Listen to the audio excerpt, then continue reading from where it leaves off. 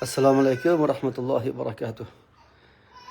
İmom Navoiy rahimahulloh Riyoz-i Solihindagi hadislarda boblarga bo'lganlar. Shu boblardan bittasi Badiru bil a'mali al-mubadara ila al-khayrat.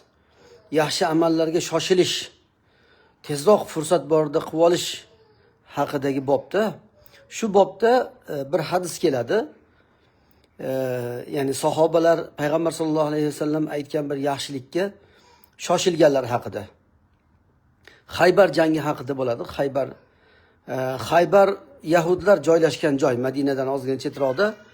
Madinada Yahudlar o'rnashib olgan joy bo'lgan. Rasululloh kelishlaridan oldin Yahudiylar o'zlarining kitoblarida o'qib, shu joyga payg'ambar keladi deb Madinaga kelib olishgan, Madinaning yaqiniga, Madina atroflariga, Xaybarga ham kelib olgan.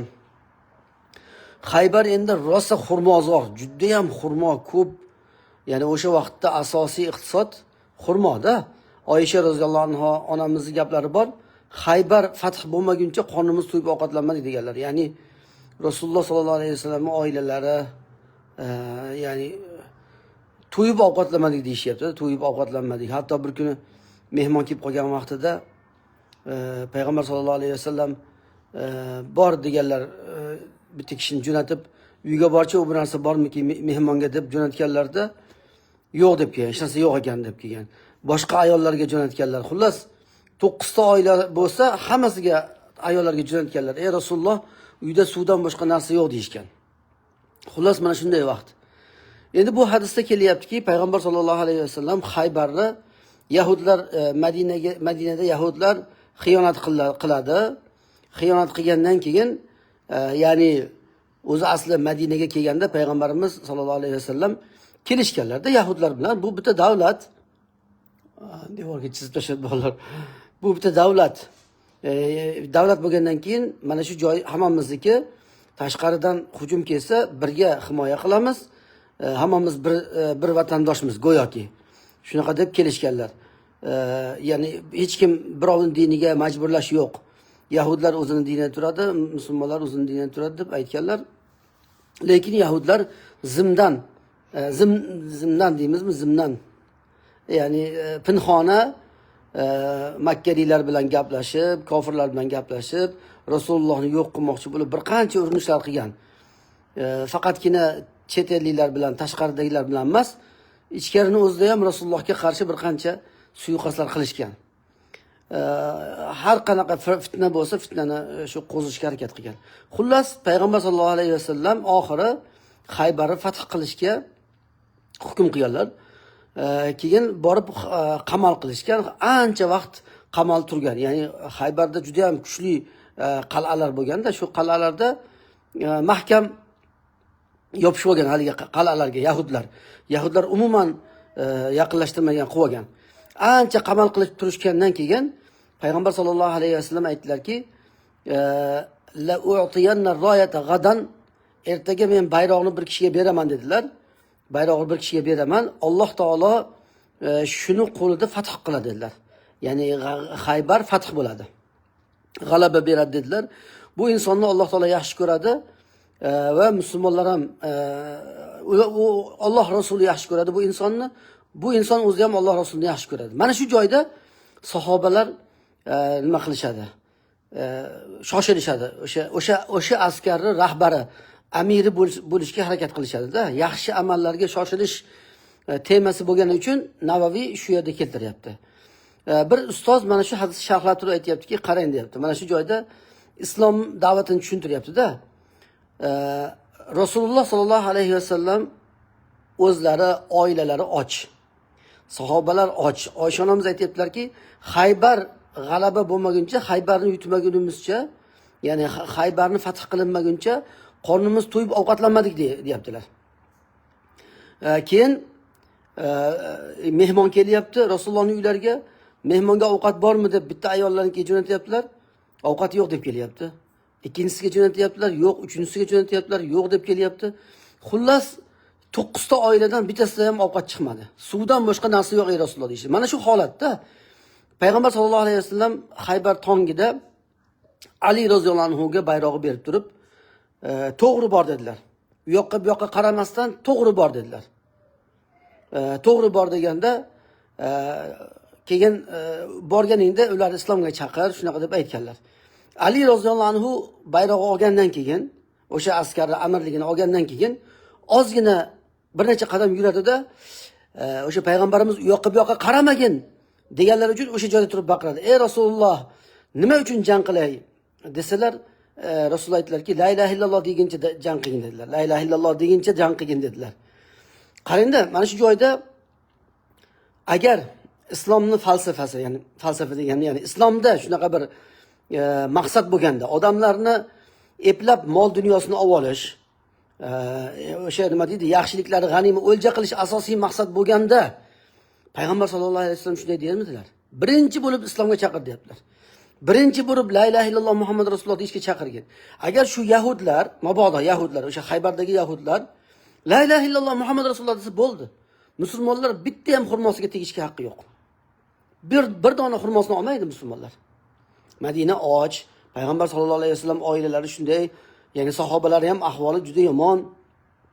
Agar maqsad shu dunyo bo'ladigan bo'lsa, maqsad odamlarni do'zaxga kirgizish, maqsad odamlar shunday qilish bo'lganda, shunaqa dermidilar. Ya'ni bitta kalima aytganda la ilaha illalloh desa bo'ldi deydi-da. La ilaha illalloh desa hammasi musulmonlar bilan teng huquqli bo'lib qoladi. Musulmonlar bilan bir xil. Ya'ni musulmonlarga qanaqa foyda kelayotgan bo'lsa, ular ham o'sha foydadan oladi. Musulmonlar zimmasiga nima tushsa, ya'ni o'sha vaqtda payg'ambar sollallohu alayhi vasallamdan keyin Abu Bakr roziyallohu anhu qancha moli bo'lsa zakot bersa, o'sha yangi musulmon bo'lgan yahudi ham o'shuncha zakot beradi. Ya'ni hammaning mas'uliyat bir xil. Ya'ni teng huquqli musulmon bilan bir xil bo'lib qoladi-da. Hech qanday farqi bo'lmaydi. Lekin ular musulmon bo'lmadi. Shu joyiga urg'u beryapti-da ustoz, mana shu hadisni sharhlayotganda, ya'ni shu jim tur. La ilaha illalloh degishga chaqiryaptilar Rasululloh. Alloh taoloning maqsadi, payg'ambar sollallohu alayhi vasallam maqsadlari ham odamlarni eplab, yanchib, ezib, do'zaxga kirgizish, qilichdan o'tkazish, kofir qilish bo'lmagan maqsadlar. Maqsad hidoyat bo'lgan. Lekin yahudlar ko'nmadi. Haybar juda ham qattiq qamal bo'lgan. Qal'alar bo'lgan, bitta emas, bir necha qal'alar bo'lgan. Mana Rahiqul Maxtum degan kitobni o'zbekchaga ham tarjima qilingan-ku, O'zbekistonda o'qisanglar bor. O'sha yerda bir necha qal'alarda, qal'adan qal'aga qochib o'tib, oxiri hammasi ya'ni mag'lub bo'ladi, fath bo'ladi. Xullas shuni aytayapti-da, o'sha joyda ya'ni ikkita narsa olyapti. Imom Navoiy rahimahulloh Rasulullohni o'sha yaxshi amallarga shoshiringlar degan hadislarga buni ham taqqoslab, payg'ambarimiz ertaga bayroqni bir kishiga beraman, Alloh Rasulini yaxshi ko'radi, Alloh Rasulini yaxshi ko'radi deganlari uchun Hazrat Umar ham borib birinchi bo'lib bordim. O'sha kuni amirlikni yaxshi ko'rdim deganlar-da. Amir bo'lishni yaxshi ko'rdim. O'sha nima uchun? O'sha fazilat uchun. Albatta bu hadis Ali roziyallohu anhuning fazilatlariga ham kiradi. Ali roziyallohu anhu ahli sunna val jamoa juda ham hurmat qiladi. Ali roziyallohu anhu Rasulullohning oilalarini juda hurmat qiladi ahli sunna. Shiyalar tuhmat qilib sizlar nosibasizlar deydi. Nosiba degani ya'ni Rasulullohning oilasini yomon ko'radiganlar deydi. Aslo ahli sunnani hammasi farzandi Ali, Hasan, Husayn bo'lib yotibdi-yu. Qizlari Fatima qanday qilib Rasulullohning oilasini yaxshi yomon ko'radi? Bu shiyalar o'sha o'zlarini nima deydi, pastdagi avomlariga miyasiga quyib bir nima deydi, vahmiy, asossiz bir dushmanni paydo qilib olib, o'ldirish kerak, qirish kerak, yo Fatima uchun, Ali uchun, Husayn uchun jon beramiz deb yasama urush chiqarib olib, musulmonlar qirib shunaqa ishlar qilishadi-da. Qani ahli sunna ular yomon ko'rgan? Mana ahli sunna Ali roziyallohu anhuning fazilatlari haqidagi hadis mana shu. Payg'ambar sollallohu alayhi vasallam Haybar fathida ertaga bayroqni bir kishiga beraman, Alloh Rasulini yaxshi ko'radi, Alloh Rasuli uni ham yaxshi ko'radi dedilar, keyin Aliga berdilar. Mana qarang, yana ustoz aytayaptiki, Buxoriy, Muslimda Muaviya roziyallohu anhuni maqtagan bitta hadis yo'q ekan. Hadis, ya'ni Rasulullohning lafzlaridan. Muaviya roziyallohu anhu sahobiy, Rasulullohning sohiblari. Lekin Rasulullohning lafzlaridan kelgan bitta hadis yo'q.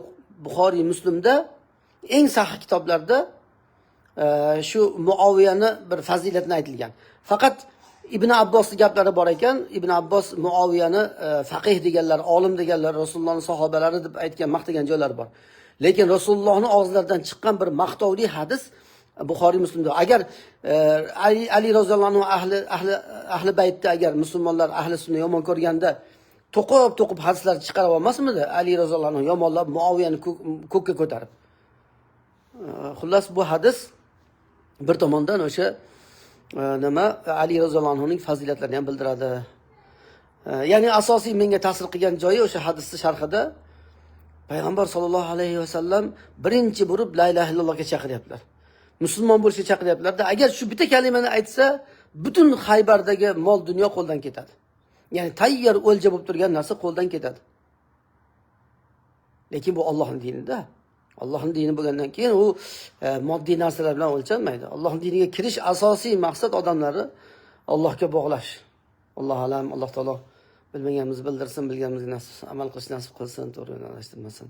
Uzr, mana devorlari, bolalar chizib tashlagan shu joyda to'g'ri kelib qoldi.